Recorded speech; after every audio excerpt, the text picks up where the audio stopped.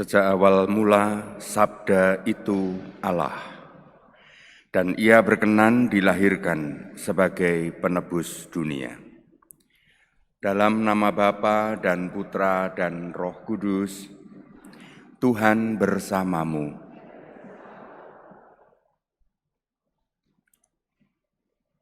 Kepada orang-orang sedesanya, Tuhan Yesus mau menjelaskan, memang mendengarkan, melihat, mengatakan tentang kasih itu begitu indah, begitu mudah. Tetapi yang terpenting sebenarnya adalah justru menggenapi kata-kata itu dalam perbuatan. Itulah yang paling sulit. Maka marilah saudara-saudari kita mengakui segala dosa dan kesalahan kita, agar kita menjadi pelaku-pelaku kasih di dalam hidup sehari-hari.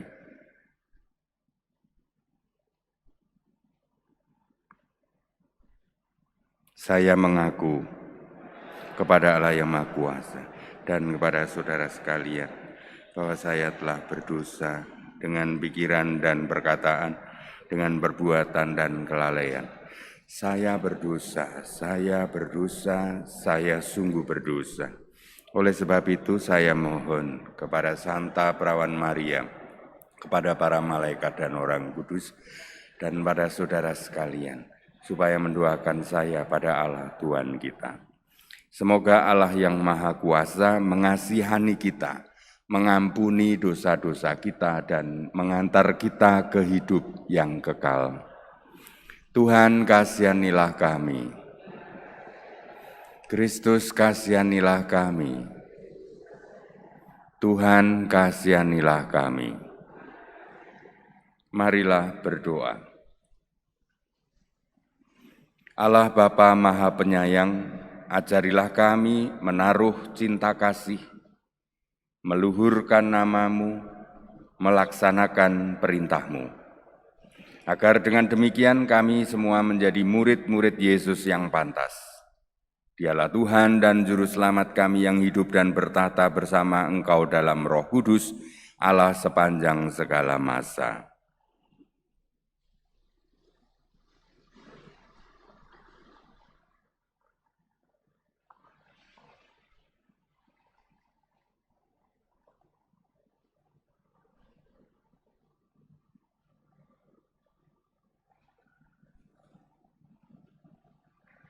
Bacaan dari surat pertama Rasul Yohanes. Saudara-saudaraku terkasih, kita harus mengasihi Allah, karena Allah lebih dahulu mengasihi kita. Jikalau seorang berkata, "Aku mengasihi Allah," tetapi membenci saudaranya, ia adalah seorang pendusta. Karena barang siapa tidak mengasihi saudaranya yang ia lihat, tidak mungkin ia mengasihi Allah yang tidak ia lihat. Dan inilah perintah yang kita terima dari Dia. Barang siapa mengasihi Allah, ia harus juga mengasihi saudaranya.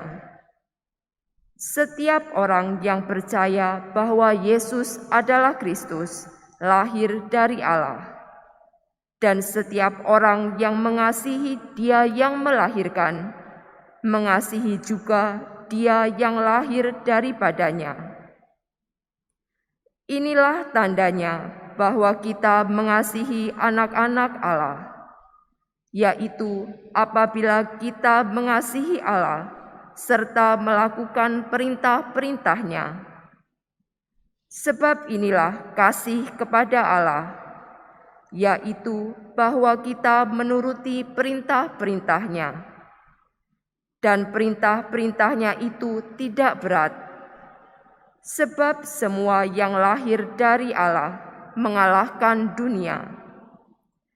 Dan inilah kemenangan yang mengalahkan dunia, yakni iman kita. Demikianlah sabda Tuhan. Segala bangsa di bumi ya Tuhan, sujud menyembah kepadamu. Segala bangsa di bumi ya Tuhan, sujud menyembah kepadamu. Ya Allah, berikanlah hukum-Mu kepada raja dan keadilan-Mu kepada putra raja.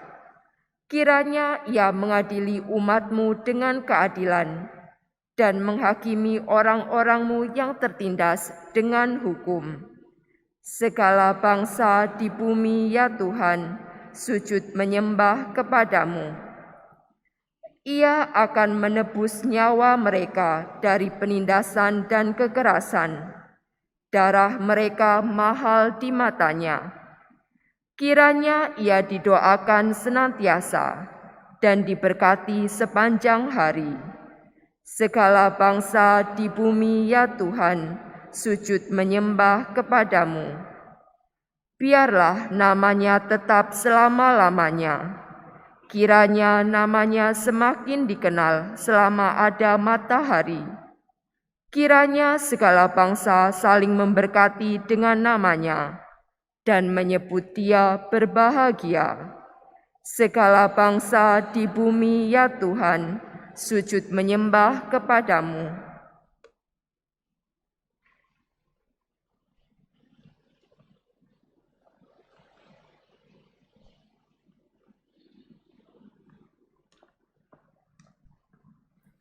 Haleluya, haleluya, haleluya.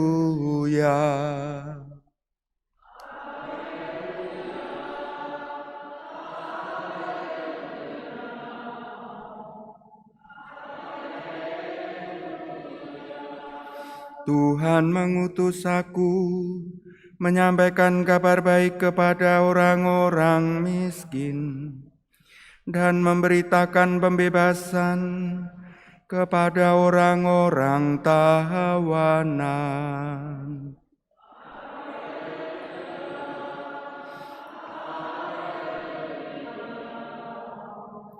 Haleluya. Tuhan bersamamu. Inilah Injil Yesus Kristus menurut Lukas. Dimuliakanlah Tuhan. Sesudah dicobai iblis di padang gurun dalam kuasa roh, kembalilah Yesus ke Galilea, dan tersiarlah kabar tentang Dia di seluruh daerah itu.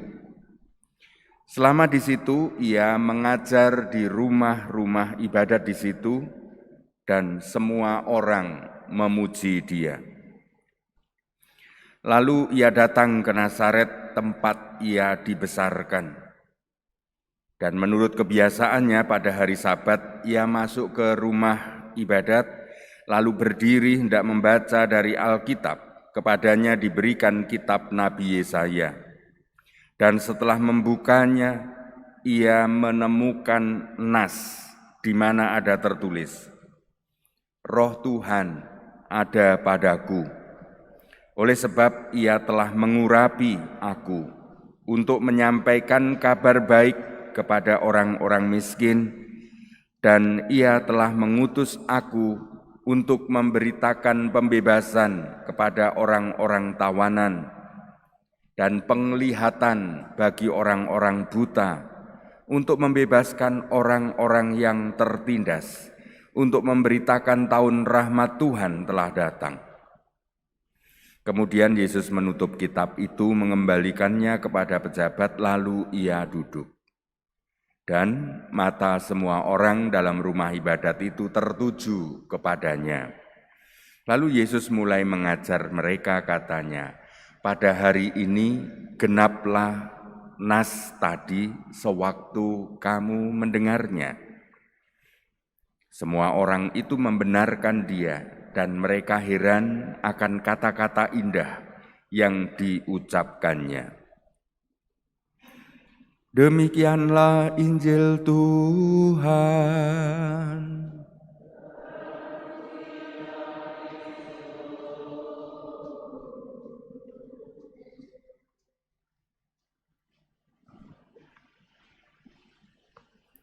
Saudara-saudari, kami para romo atau para pendeta atau bahkan tokoh-tokoh agama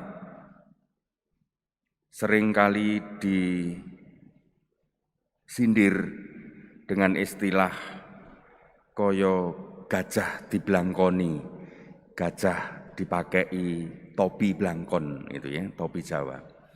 Gajah diblangkoni itu mau menyindirkan adalah orangnya pinter khotbah, gajah khotbah gitu ya. Diblangkoni tapi gak iso nglakoni, tapi tidak bisa menjalankan. Kita ini memang paling mudah menasehati, membimbing, memberitahu, menegur, lalu meningkat lagi, memarahi, bahkan akhirnya terus memuncak menjadi merusak, menghancurkan, itu jauh lebih mudah daripada menggenapi kasih itu sendiri. Kasih sebenarnya pertama-tama bukan masalah ajaran, bukan masalah omongan. Kasih adalah masalah tindakan. Satu tindakan kasih itu berbicara beribu-ribu kali lipat dibandingkan kata-kata indah tentang kasih. Banyak kita para umat beragama sekarang ini tergila-gila dengan para pengkhotbah, para pemberi seminar, motivasi, orang yang pandai di dalam berkata-kata indah. Tetapi kita semakin sedikit orang yang berjuang melaksanakan kata-kata indah itu. Saudara-saudari, beberapa saat lagi di akhir bulan ini, pemerintah memutuskan untuk kembali melockdown Pulau Jawa dan Bali. PSBB dilakukan kembali sekitar tanggal 11 sampai tanggal 25. Karena mengingat betapa sulitnya orang untuk melakukan 3 tindakan sederhana mengasihi. Memakai masker, menjaga jarak, mencuci tangan. 3 perbuatan yang gampang diomongkan, tetapi kenyataannya betapa sulit untuk dijalankan. Demikian juga kasih. Kita bisa ngomong tentang hebatnya Allah, Tuhan yang luar biasa dengan pujian yang berbuih-buih. Tetapi sebenarnya nas sabda Tuhan yang paling inti adalah mengasihi. Kita diajak, dipanggil, diutus untuk mengasihi. Ketika semua orang mampu mengasihi, ketika anggota keluarga itu mengasihi, suami mengasihi istri, istri mengasihi suami, orang tua mengasihi anaknya, bukan hanya senang, tetapi mengasihi, mencintai keselamatan dan masa depannya. Anak mengasihi, mencintai orang tuanya. Maka tidak perlu lagi sebenarnya hukum apapun. Dunia ini mengapa perlu hukum aturan yang macam-macam? Karena betapa sulitnya mengasihi. Maka saudara-saudari, mari kita temukan nas kitab sabda hari ini juga bagi kita, bahwa Allah adalah kasih. Ukuran bahwa kita ini di dalam Allah adalah ketika kita mengasihi. Mengasihi itu bukan hanya mengasihi Tuhan, tetapi bukti mengasihi Tuhan adalah kalau kita mengasihi sesama. Tanda mengasihi sesama adalah ketika kita ini menghayati diri kita diurapi oleh Roh Kudus, diurapi oleh nafas cinta Tuhan.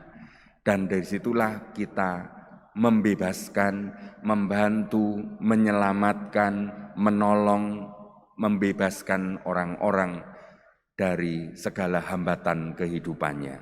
Dunia menjadi damai ketika ada kasih. Terpujilah nama Tuhan kini dan sepanjang masa.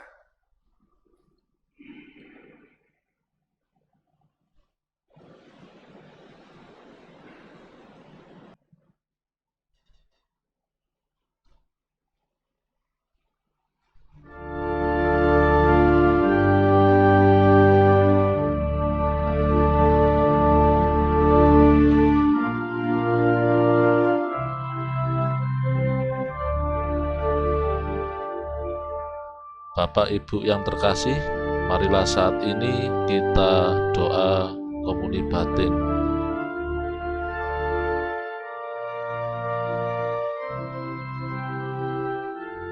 Yesusku, aku percaya bahwa Engkau hadir dalam sakramen Maha Kudus. Aku mengasihi-Mu lebih dari segala sesuatu, dan aku merindukan Engkau dalam seluruh jiwaku.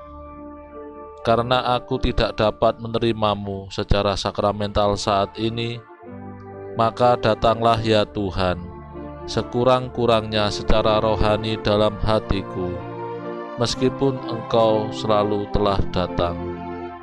Aku memelukmu dan ingin mempersatukan seluruh diriku seutuhnya denganmu, dan jangan izinkan aku terpisah darimu. Amin.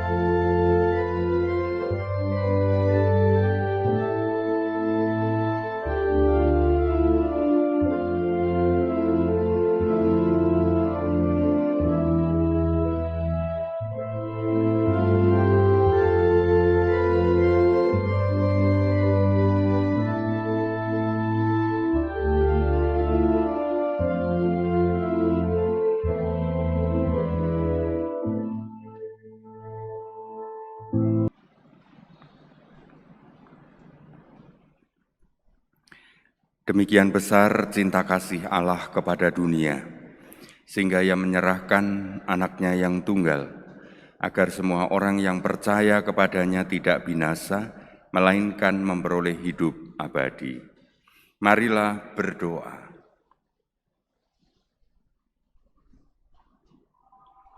Allah Bapa Maha Kuasa, kami bersyukur atas rahmat sakramen-Mu. Semoga hidup kami tetap disegarkan oleh daya-Nya yang menyelamatkan, demi Kristus Tuhan kami. Tuhan bersamamu. Semoga Anda sekalian, pekerjaan Anda, aktivitas Anda hari ini beserta seluruh keluarga Anda diberkati oleh Allah yang Maha Kuasa, Bapa dan Putra dan Roh Kudus. Perayaan Ekaristi sudah selesai. Selamat beraktivitas, pergilah kita diutus. Amin.